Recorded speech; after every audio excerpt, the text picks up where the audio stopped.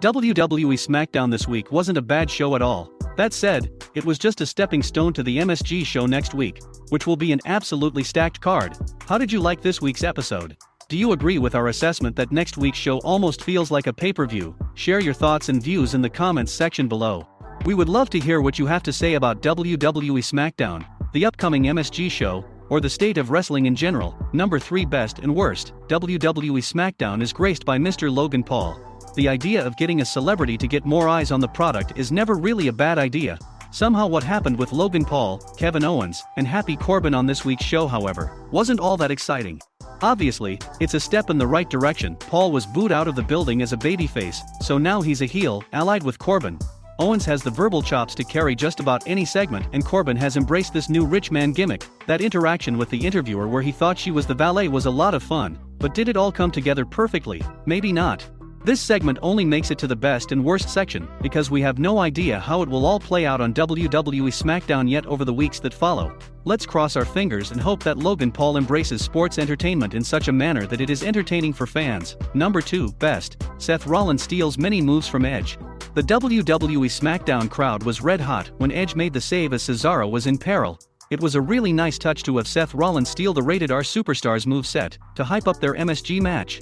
Yes, we've already seen these two gladiators in the arena, but the premise for another rematch, as a result of Rollins imitating Edge, is pretty solid. The architect has only grown more sadistic with every successive WWE SmackDown episode, so this was a nice touch. Number 2 Worst. Why is the most popular WWE SmackDown superstar a heel? We all knew that she would be turning heel, but it just makes no sense.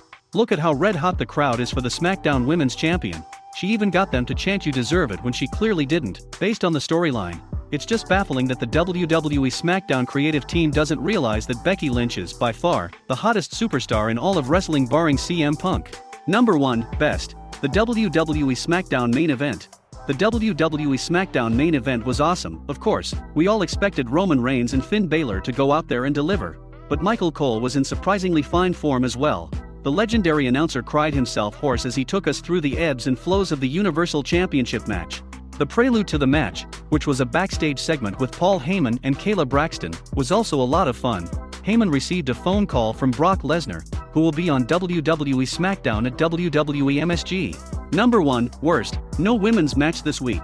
Isn't it absolutely insane that Toni Storm wasn't booked to be in a match on WWE SmackDown, but she was in a backstage segment with Dolph Ziggler? Let's hope that the fact that she was cheering for boobs isn't a hint at a possible romantic storyline. Storm wasn't the only woman to not compete on this week's show. No one did. Yes, there just wasn't a women's match at all.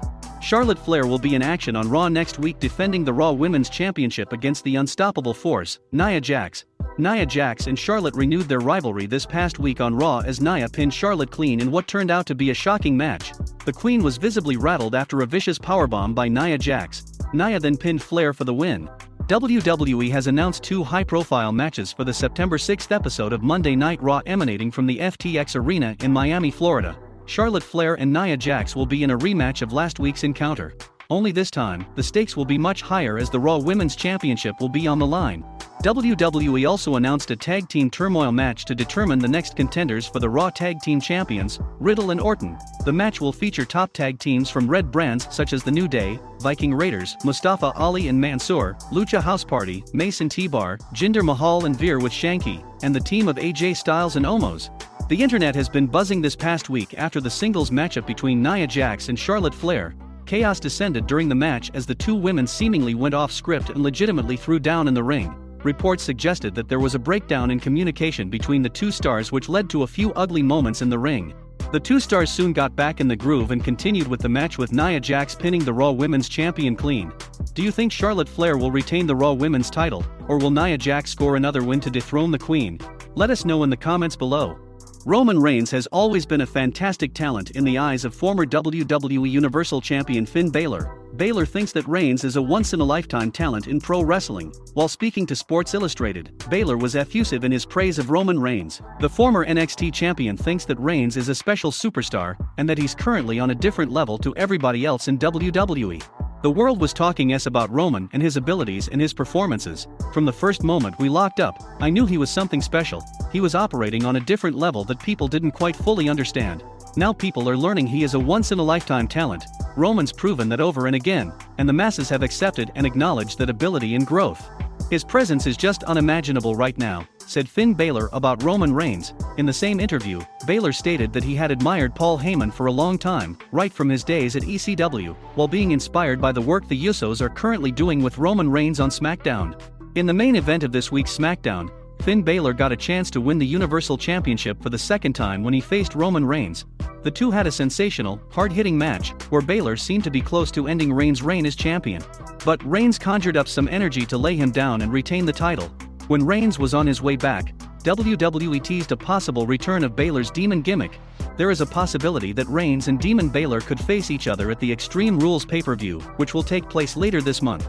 Former WWE manager Dutch Mantel believes that Paul Heyman is likely to end up alongside the winner of the potential match between Brock Lesnar and Roman Reigns. He further stated that Heyman is one of the most important moving pieces of this match, and it might even depend on him whether Reigns walks out as the winner or not.